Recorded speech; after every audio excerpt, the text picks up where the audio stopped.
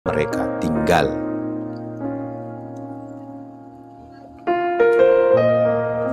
Put, sebentar lagi saya akan melihatmu. Put, bagaimana kabarmu sekarang? Apakah lebih gemukan atau malah lebih kurusan? Oh Tuhan, ada apa denganku ini? Mengapa aku menjadi seorang manusia merindukan seorang wanita yang bukan ku miliki? Dan mengapa aku bisa segugup dan sebahagia ini seolah baru saja menemukan sebuah harta karun di dasar bumi? Ya Allah, mungkinkah hamba akan kuat nantinya ketika bertemu dengannya? Kuatkan hamba, bismillah. Kukepalkan kedua tanganku agar dapat kutenangkan diriku dari kegugupan yang amat sangat menyiksa. Sedangkan sang bapak masih senyum menunggu aku bertanya kembali padanya.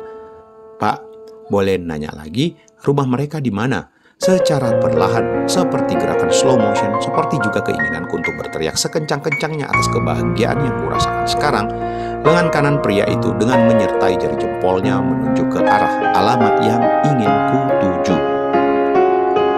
Di sana, Pak, di sebelah masjid. Tapi, oh Tuhan, jangan. Kumohon jangan dulu ku dengar sebuah informasi yang begitu menyakitkan bagiku. Ku tak sanggup untuk mendengarnya sekarang. Kumohon jangan dulu ya Allah, kumohon.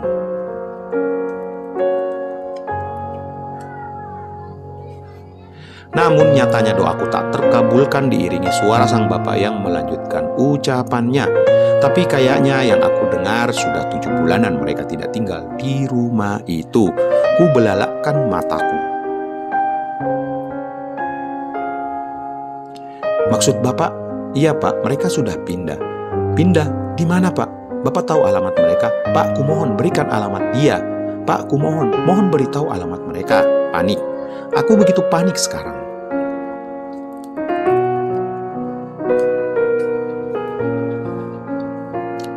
Don, sudahlah.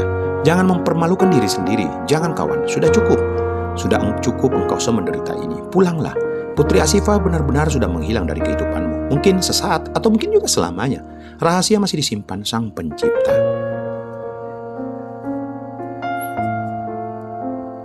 Pulanglah kawan. Sekali lagi, dengarkan ini dengan baik-baik. Ketika keinginan dan harapanmu tak terkabulkan, itu artinya Tuhan Sang Pencipta alam semesta memang belum meridhoi jalanmu, belum mengijabah apa yang kamu inginkan. Percayalah, jika memang waktunya kalian dipertemukan, maka Tuhan akan membukakan jalan, akan membuka kedua mata kalian, dan tanpa disadari kalian akan menemukan jalan itu sendiri. Maka yakinlah pada dirimu. Mungkin memang belum saatnya kalian dipertemukan, entah sebab muasabnya karena apa. Silahkan tanyakan pada dirimu sendiri, kenapa dan mengapanya. Jadi, sekarang pulanglah. Kembalilah kepada Alisa putrimu. Jangan kau hancurkan harga dirimu sebagai seorang pria yang memiliki martabat. Hanya itu yang ingin ku sampaikan. Salam monolog.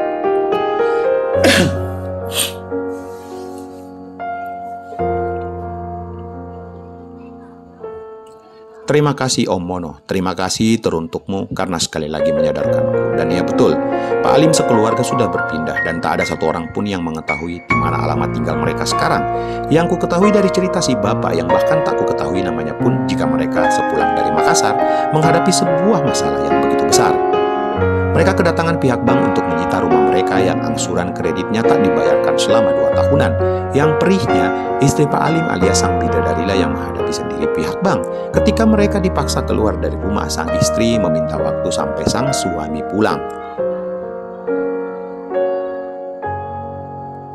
Dan pada akhirnya pun ku ketahui alasan Asifah pulang lebih dulu dengan Aini kala itu.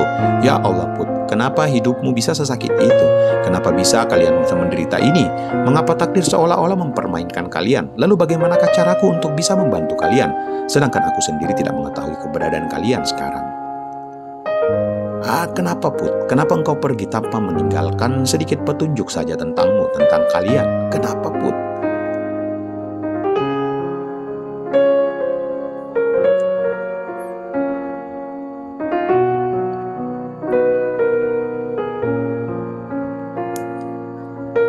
Dan aku hanya bisa menangis di dalam mobil, menghajar berkali-kali setir kemudi di hadapanku.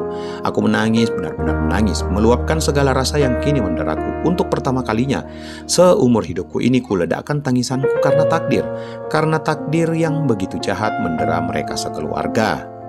Sedangkan jelas-jelas aku di sini berkemampuan untuk menolong penderitaan mereka, tapi tetap tak dapat menjangkau mereka, tetap tak diijabah oleh Allah Subhanahu wa Ta'ala untuk memberi pertolongan ke mereka. Benar-benar jalanku ditutup oleh Sang Halik, mataku telah ditutup untuk sekedar melihat sang bidadari.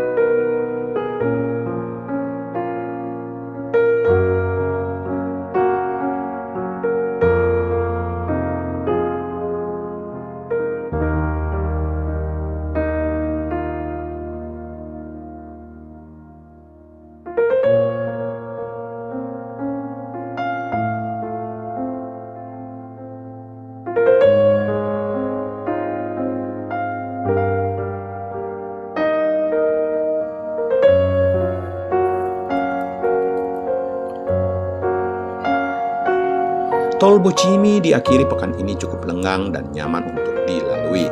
Sebentar lagi kita akan sampai. Suara bariton Pak Muslim memecahkan kesunyian. Yana mendengak menatap lurus ke depan mengamati jalan di depan mereka. Jauh juga ya, Bi. Yana menimpali berbasa-basi. Ya, lumayanlah, tapi sedikit lagi kok, kamu sudah capek ya. Pak Muslim melirik Yana di sampingnya yang jelas sangat kelelahan di raut wajahnya yang merona manja. 4 jam perjalanan mereka tempuh sampai mobil Pak Muslim memasuki sebuah pekarangan yang asri. Udara sejuk mengitari bangunan rumah dari kayu yang terlihat seperti padepokan. Bangunan itu tampak memanjang dengan kamar-kamar yang berjejer. Di bagian tengah nampak pendopo yang cukup luas layaknya aula pertemuan dengan hamparan tikar dan karpet di sana-sini.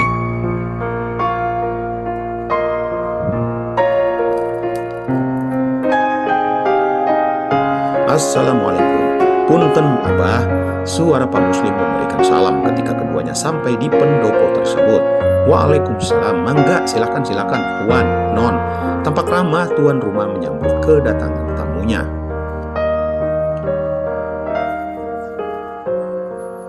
Lelaki berusia 67 tahun itu masih tampak segar dan kuat. Wajahnya yang teduh meski keriput di sana-sini. Dengan kopiah lusuh di atas kepalanya. Celana komprang hitam lengkap dengan atasannya yang senada.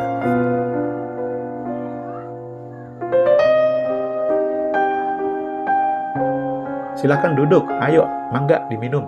Kembali tuan rumah menyilahkan tamunya. 2 secangkir teh dan secangkir kopi sudah tersedia mengepul sedikit menghangatkan suasana kala itu. Begini Abah, kedatangan kami ke sini hendak meminta pertolongan Abah. Pak Muslim mulai mengutarakan maksud dan tujuan kedatangan mereka. Lelaki yang dipanggil Abah tampak mengangguk-angguk seolah-olah tahu masalah yang sedang dihadapi oleh kedua tamunya ini.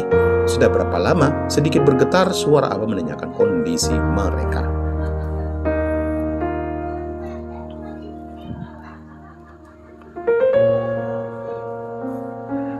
Anu bah, hampir 7 tahun bah. Pak Muslim kembali menimpali, mewakili Yana yang sedari tadi tak bersuara, sesekali bibirnya menyeruput teh hangat yang disuguhkan Abah. Oh, baru atuh ya. Si Abah terkekeh. Sok atuh mangga dihabiskan dulu tehnya, nanti kita mulai terapinya di ruangan itu. Jari Abah menunjuk ke sebuah ruangan kamar yang terletak di pendopo. Kemudian Pak Muslim bangkit dan mengajak Yana menuju kamar yang dimaksud si Abah. Sedangkan si Abah sedari tadi sudah mendahului mereka memasuki kamar tersebut. Yana sedikit mengkerut ketika tubuhnya memasuki ruangan kecil berukuran 3 kali 3 meter yang di dinding kamarnya dilapisi kain satin berwarna coklat keemasan. Abah tampak bersila di sisi sebuah kasur kapuk yang tertutup spray kain batik lusuh. Di sisi kaki si Abah ada sebuah mangkuk kecil berisi minyak yang mengeluarkan harum semerbak yang tercium oleh Yana dan Pak Muslim saat memasuki kamar ini.